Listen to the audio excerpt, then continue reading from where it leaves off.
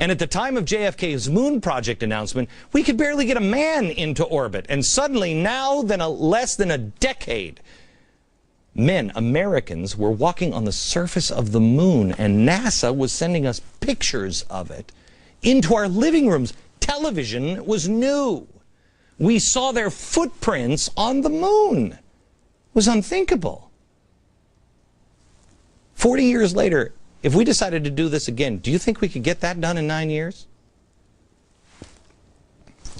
That's half the country that watched and said, my gosh, look what man in America with freedom can accomplish. But 3 weeks later, this was happening at a place in upstate New York, Woodstock. It was sex in the mud, drugs, rock and roll, no values, no morals, no rules. For 3 days, 500,000 people hedonistically celebrated everything that the people who were watching the moon landing thought was bad in life. And they did it all under the banner of love. Whoa, man, you are harshing my mellow with that love thing. Yeah, it was groovy at Woodstock.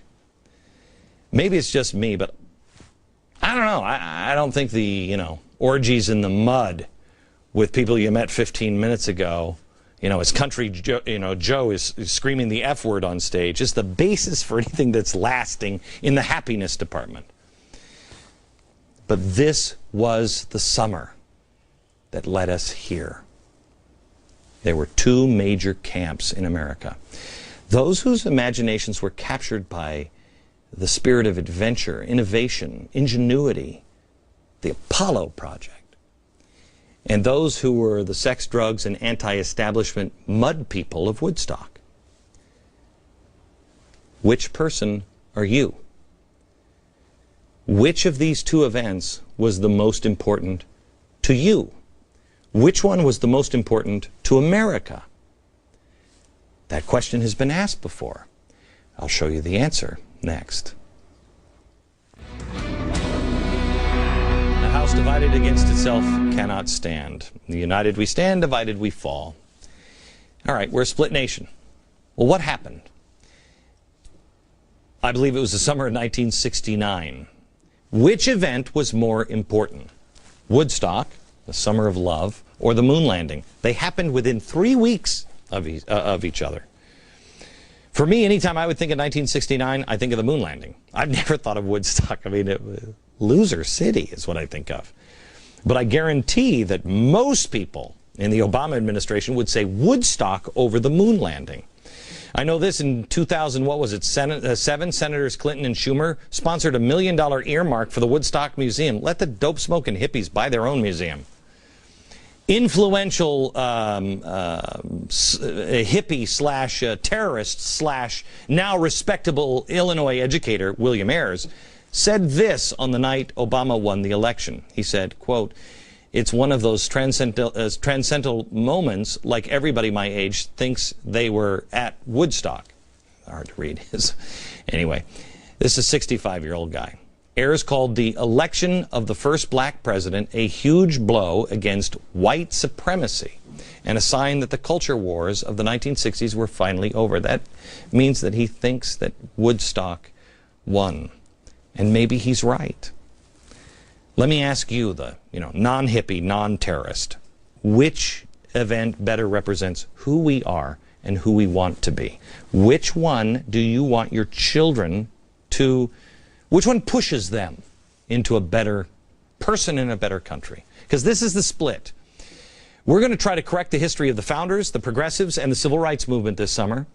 We're going to show you how the textbooks have it all wrong, and we'll show you in a way that you can check it for yourself. I contend that America is comprised of people who said we can put a man on the moon and did, and also those who roll around in the mud. Which one are you? The one who will fight for freedom to go to the moon and will think out of the box and accomplish amazing things? Or the one that thinks man should be rolling around in the mud and not reaching for the stars? This is the fundamental question. Who are we? But they have so distorted the history of the moon landing now at this point that it doesn't even, Isn't it almost like it's a bad thing now that America did it? I don't know why. Maybe we left litter up there. I don't know why. It's bad. It's like the military-industrial complex. Massive waste of money we could have used on welfare or something. I don't know. But we don't even look at that anymore. We study more about Woodstock.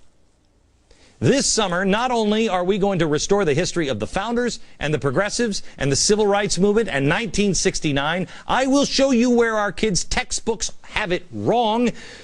So if you join me this summer and you commit with me to restore the right questions, who are we? Who am I and who are we?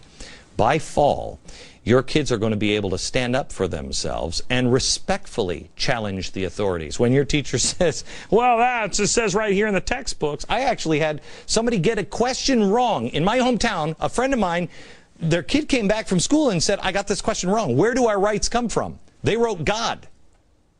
They got it wrong.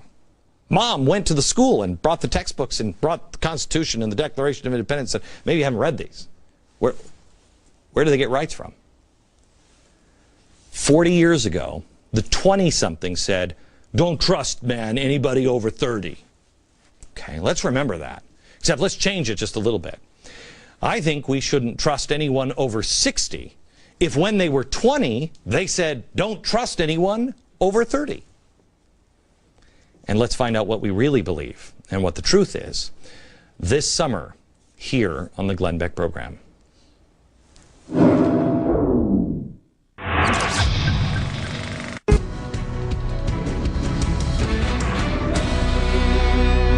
Here at the stories of America, the stories that are happening in the world today. And tomorrow, we're going to start here. We're going to go to the world condemns Israel after the peace ship. We've been doing our homework today, and tomorrow I'm going to bring you a look at history. I'm going to show you, I'm going to show you this. This is the question I asked this morning, has there ever been a time where the media or politicians have created villains before, and it spiraled the world out of control, and only until after did you find out, wait, that's not really what happened? Tomorrow. Also, the history of hating Israel. Man, a lot of people have hatred for Israel. What's the deal? Then the summer of 1969 and its relationship to the peace ship. And then something that just is, in fact, I think it's happening or just did happen right around the corner here in Times Square. The Socialist for a Free Gaza. Socialist for the Free Gaza.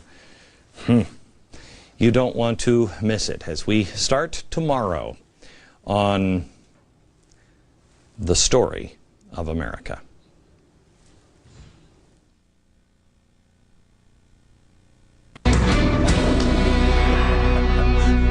I just have to tell you, Aaron told me she'll give me $10 because it drives him nuts in lighting if I walk here. So you owe me $10. All right. Couple of things that I want to ask you. Please make an appointment on your calendar to join me in Washington on August 28th at the feet of Lincoln Memorial. Amazing week in Washington. Also, I've told you about this book, A Patriot's History of the United States. I think every American should have this book. There's a new one out, 7 Events That Made America, America. I have the author of this book. This is in stores tonight. Have the author of this on Friday as we discover or rediscover Ben Franklin. That's Friday from New York. Good night, America.